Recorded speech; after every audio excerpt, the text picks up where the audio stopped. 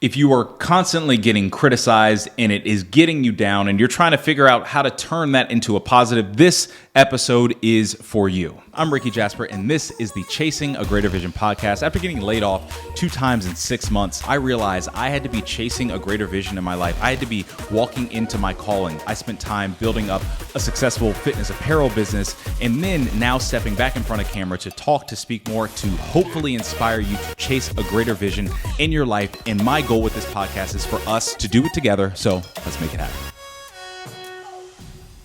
What's going on? Welcome back to the Chasing a Greater Vision podcast. I am your host, Rickey Jasper. Today's episode, we're going to talk about how to use criticism as your primary advantage and really how to take criticism and turn them into your strengths. We get criticized in key areas of our life that can make us feel very vulnerable, can get us down, but that criticism isn't always a bad thing. And I have went through this. I'll talk about this later in the podcast, but criticism can be the biggest thing that gives you an advantage. We are going to start out with our head and heart hit segment.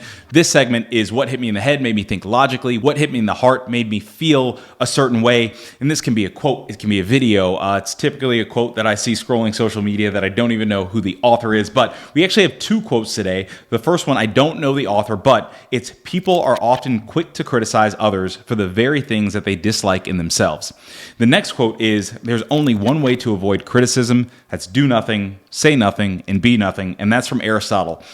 This hit me in the head because areas that I've criticized other people, I typically do the same thing logically. I'm like, and when I take a step back and look at it from a bird's eye view, I'm like, oh, the reason why I'm criticizing that person for doing that is because I actually very much criticize that in myself, and I don't like that in me.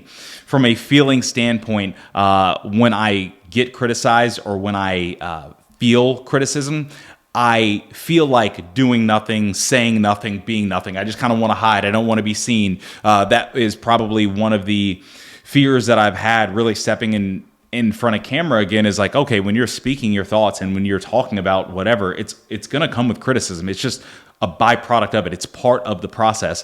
And, you know, when you start to hear some of those things, or people critique, or people disliking what you say, or very much disagreeing, or whatever it is, it makes you not want to do the thing. But sometimes that criticism can be a very, very positive thing.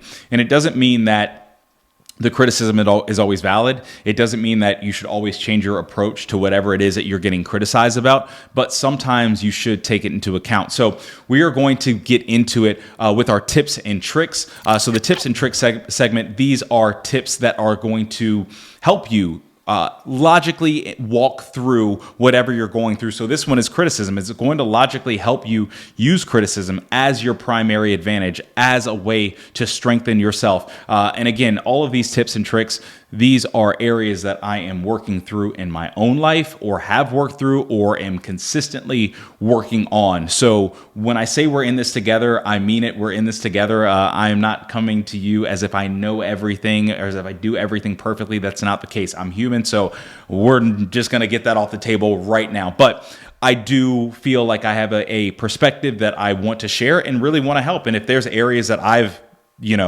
been blessed to basically be able to help myself in some area, then I'm going to share, and hopefully it helps you. So the tips and tricks for how to transform criticism into strength, we're going about it differently today. I am going to challenge you to ask yourself 3 questions. The first question is, why did it affect me? So when I get criticized about something that I don't care about, I don't care about the criticism at all. It doesn't affect me. And it could be because I am such a strong believer in the way in which I'm doing things and what I'm doing, and I'm seeing the progression, that I'm like, oh, I just don't want to hear any criticism, because I know that my view on this is actually right, or I know that this is a way in which I want to step through something.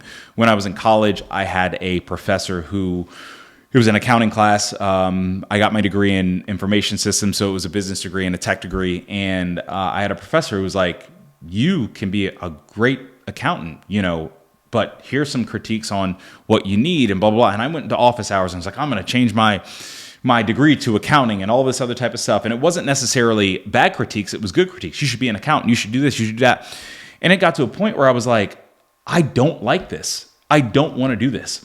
So even though it was a positive critique on the way in which I was going through something that I could then use to an advantage, I was already basically hell-bent on, I don't want to do that. And that's okay, because there are going to be some times where you get critiques, positive or negative, where it's like, this actually isn't going to matter a whole lot because this isn't an area that I care too much about, or it's an area that I really care deeply about, and I'm going to do it this way. And at some point in time, you're going to see why I did it this way. The other thing is when I began writing, I had a blog called The Left Lane Project, and it was a personal blog, and I would talk about self-development, improvement, topics like this. I started it when I was 21. Looking back on it, when I read the stuff, I'm like, oh, the stuff that I said, like, read really, really well. And if you read it, like, that reads really well. But also, I was doing it from a point of not having a ton of life experience and not also being conscious of some of the language that I was using and how it could be used, how people could take it. And there was one line in a blog that I wrote. And again, it was, back in the day, I was like, the best way to attract a man or the best way to attract a female, whatever it was. And looking back, I was speaking at it from a point of hurt, insecurity, vulnerability. And I was trying to get a point through in a blog post. And one of a friend of mine, she commented on it and was very angry about a particular piece of language that I used. And I had a lot of people who were very much backing my side and a lot of people who were very much backing her side. And it affected me because I really cared about the critique, because I really loved what I was doing. I really loved the writing aspect. I really loved that.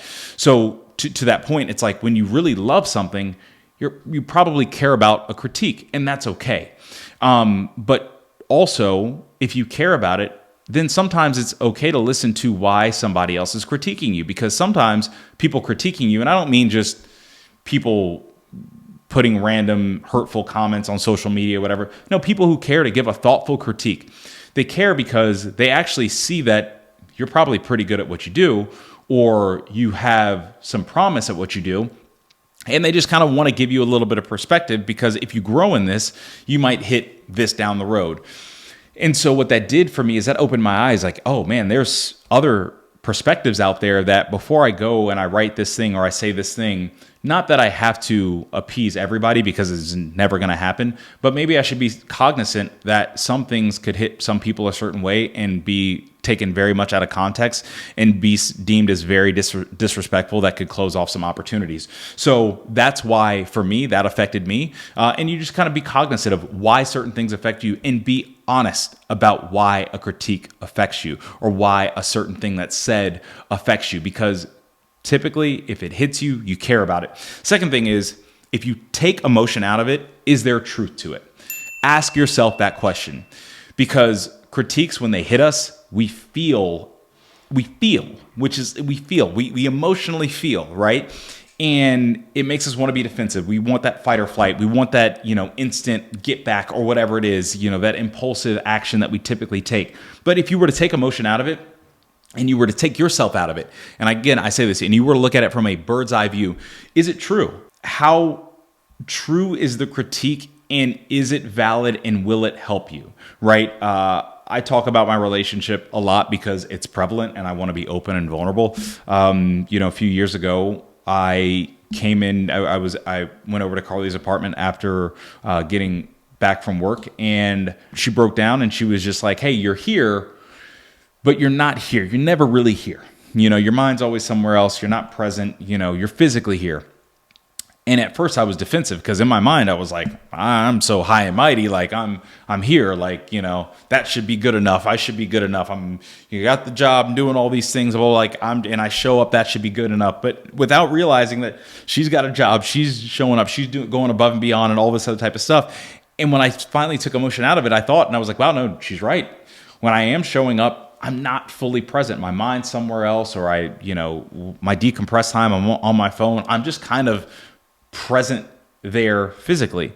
So when I took emotion out of it and I wasn't so defensive, I was like, wow, there's a lot of truth to what that criticism is.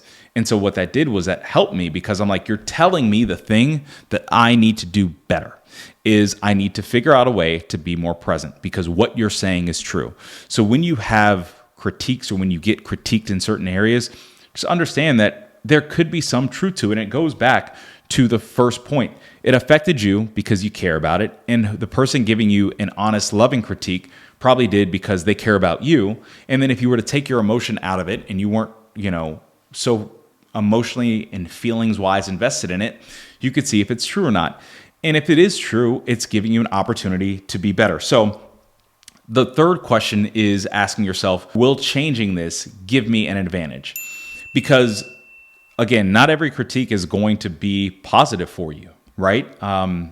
Someone could critique my workouts and my nutrition, and they can say, well, if you eat pizza every day before you work out, you're going to get bigger muscles. And it's like, well, that might be true. I might have more energy to lift more and lift heavier, but I'm also going to gain a whole lot more fat. I'm also going to be a whole lot more sluggish and all of these things. The critique and everything might be true, but it will affect me in a way that I don't want it to affect me. So when you hear critiques and you hear what the alternative of what you're doing or how you're operating or how you're acting is, if you do think that it will affect you in a positive way by making those changes, then implement that. My dad is like my best friend and my biggest supporter of both of my parents and family. But my dad and I, we have such deep conversations. And when I was in high school, I was so strict to a regimen, to basketball, to everything. And I remember getting into college and it was the same way. And my dad was like, I was talking to him, I was stressed out, and he was like, you're not having any fun. He was like, go date, go meet people, go enjoy. And I did that, and then I went overboard, right? I was just dating all the time. I was just meeting people all the time, but just enjoying all the time. And then that basically, the habits that I stuck in because I listened to a critique that I took very literally and just did all the stuff for a decade. And then now I'm sitting back and in a relationship and being like, wait. Now, when I talk to my dad, and early on in the relationship with Carly, he would tell me the opposite things. And I was like, that's an interesting thing. And what it made me realize is the critique that you have now might be different than the critique that you have 5 years from now, 10 years from now, because you're going to grow, because situations are going to change, because circumstances are going to change. And then the conversation was, okay, how do you build a more fruitful relationship? How do you show up better to your relationship? How do you basically now establish a better routine and better structure within your relationship, within your household, right? And at 20 years old, at 19 years old, that's not a conversation, because that's not the phase of life. That's not the critique, right? And so now, hey, okay, I've seen you went down this path a little bit too far. Okay, now how will changing those things affect the area that you're in now? And God willing, down the road when kids come in, it's going to be a different conversation, different critique of lifestyle, different areas that I'm going to need to listen to of how to change this up. Maybe, waking up at 6, at 5 in the morning, a little bit before 5, doing this podcast and everything might not be the best time to do it because we have, kids and so on and so forth. Things might have to change to make life situations better. So really, if you're getting critiqued in areas in your relationship, your job, your fitness, your finances, whatever silo of life that you're in, think of 3 questions before you get so emotional, before you get so wrapped up. The first question is, why did it affect me? Did it affect me because I care about it? And if that's the case, then that will key you into what to do and how to take it. Second thing is, take your emotion out of it. And when you take your emotion out of it, ask yourself, is it true? Because if you take yourself an emotion out of it and it's true, then it gives you a key indicator that, hey, this isn't there to harm you. The criticism isn't there to harm you. It's there to help you. And the last thing is, ask yourself, will changing the behavior, changing the action, will it give me an advantage?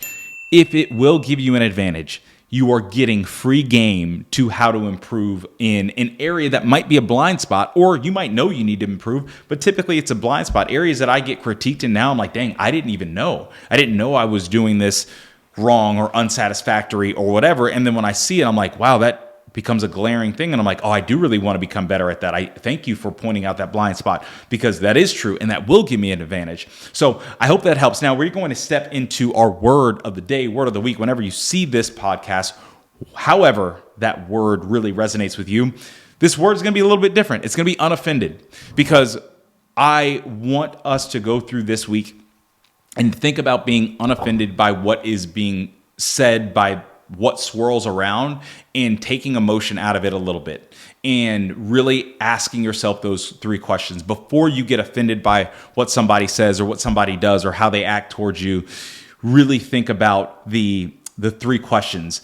When you do that, it allows you to go through your day-to-day with more lightness. It gives you, and I said this in the last segment, it gives you free game, because people are telling you areas that might be your blind spots. And if you're unoffended and you're not so reactionary, you're not so, just want to jump down somebody's throat, you're able to help out. And I say that because I was the most offended person. I probably still am in certain areas of my life. I don't do this the best. The reason why I'm talking about it is because I had this whole high and mighty view on myself for so many years that I was like, anybody who said anything different to me, looked at me different, whatever, I'm like, who are you, right? So now I have to go and step back and say, wait, let me humble myself. Let me be a little bit unoffended. Maybe you're saying some things that has some truth to it, that is a blind spot, and let me lower myself so I can really take in what is being given to me in a loving fashion, so that I can improve, so I can be better for my relationship, so I can be better on my job, so I can be better in every silo of business that I find that is important to me. So go through life and try to go at it and be a little bit less offended, be unoffended. So